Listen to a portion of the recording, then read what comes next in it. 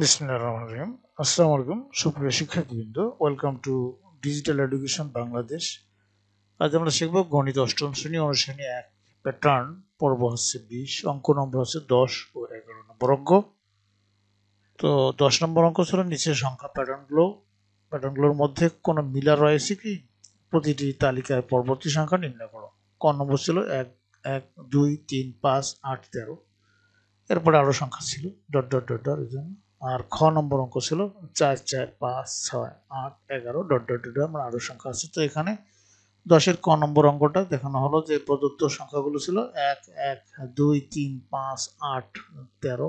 এর পরবর্তী সংখ্যাটাও আমাদের নির্ণয় করতে হবে। তো এখানে যদি আমরা যোগ করি, যোগফল হচ্ছে কত, 1 আর 1 যোগ করলে হলো 2, 2 আর 1 যোগ করলে হচ্ছে 3, 3 আর 2 যোগ করলে হচ্ছে 5, এখানে 5 আর 3 যোগ করলে হচ্ছে 8, 8 আর 5 যোগ করলে হচ্ছে 13, 13 আর 8 যোগ করলে হলো 21। তো যেহেতু যোগফল হতে দেখা যায় যে যে কোনো দুইটি পদ যোগ করে তার পরবর্তী পদ হয়েছে, অতএব প্যাটার্নগুলোর মধ্যে মিল রয়েছে। তো অতএব পরবর্তী সংখ্যা হলো 8 যোগ 13 সমান সমান 21। আমরা এই 10-এর ক নম্বর অঙ্কের উত্তর করতে পারলাম। তো এইভাবেই আমাদের 10-এর ক নম্বর উত্তরটা হয়ে যাবে। তো এরপরে 10-এর খ ছিল প্রদত্ত সংখ্যাগুলো ছিল 4 4 5 8 5 6 8 11 16। 16 ছিল না, 11 পর্যন্ত ছিল, পরবর্তী সংখ্যাটা হবে 16। কিভাবে হয় সেটা আমরা দেখতেছি। তো এখানে পার্থক্য আছে, 4-এর থেকে 4 বাদ দিলে বা বিয়োগ করলে হবে 16, 5-এর থেকে 4 বিয়োগ করলে হয় 1, 6-এর থেকে 5 বিয়োগ করলে হয় 1, 8-এর থেকে 6 বিয়োগ করলে হয় 2, 11 থেকে 8 বিয়োগ করলে হয় 3, 16 থেকে 11 বিয়োগ করলে হয় 5। তো পার্থক্যতে দেখা যায় যে পাশাপাশি দুইটি পদের পার্থক্য যোগ করে তৃতীয় পার্থক্য পাওয়া যায়। অতএব পরবর্তী সংখ্যা হবে কত, 11 যোগ 5 সমান সমান হচ্ছে 16।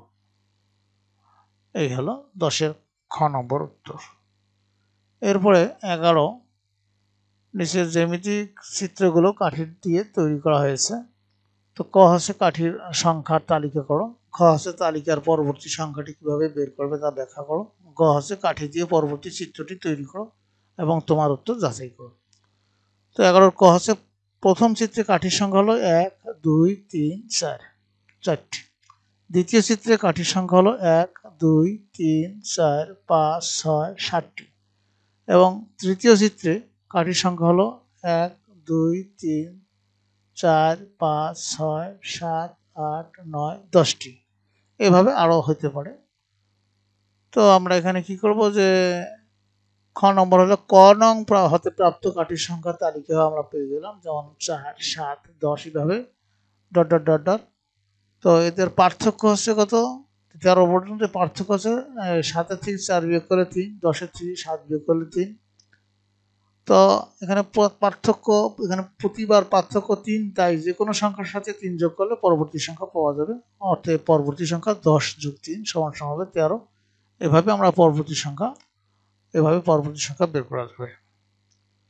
তো আমরা এখন বার করবো গ, পরবর্তী চিত্রটি হবে কিরকম হবে, যে এখানে পরবর্তী চিত্রটির সাথে এখানে একটা আয়তাকার বড় বেশি হবে, এখানে কাঠির সংখ্যা হবে 13টি, 1 2 3 4 5 6 7 8 9 10 11 12 13টি। তো আমরা এখানে ক নং হতে আমরা প্রাপ্ত কাঠির সংখ্যার তালিকা পেয়েছিলাম যে 4 7 10 13। পার্থক্য আমরা জেনেছি যে এখানে 7-এর থেকে 4 বিয়োগ করলে 3, আর 10-এর থেকে 7 বিয়োগ করলে হচ্ছে 3, এইভাবে 13 থেকে 10 বিয়োগ করলে হবে 3। তো এখানে যে 4 সংখ্যাটি আছে, তাহলে এখানে 3 গুণন 1, তো 3 অক্ষে 3 প্লাস 1, তাহলে 4 হয়ে গেল।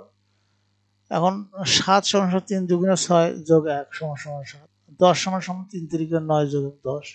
তো ধরি ক হলো স্বাভাবিক সংখ্যা, তাহলে 3 ইন্টু ক প্লাস 1, অর্থাৎ আমরা লিখতে পারি সমান 3 ক প্লাস 1। তো প্যাটার্নটি হবে 3 ক প্লাস 1, যা বীজগাণিতিক রাশিকে সমর্থন করে। অতএব চতুর্থ চিত্রে কাঠির সংখ্যা হবে 3 ক প্লাস 1, অর্থাৎ 3 গুণন 4, 3 4 12 প্লাস হচ্ছে 1 সমান 13 যাচাই করা হলো। এভাবে আমরা গ নম্বর অঙ্কের সমাধান করব। আশা করি তোমরা বুঝতে পেরেছো। তো তোমাদের সবাইকে থ্যাংক ইউ। পরবর্তী ক্লাস দেখার আমন্ত্রণ জানিয়ে আজকে এখানে বিদায় নিচ্ছি। খোদা হাফেজ।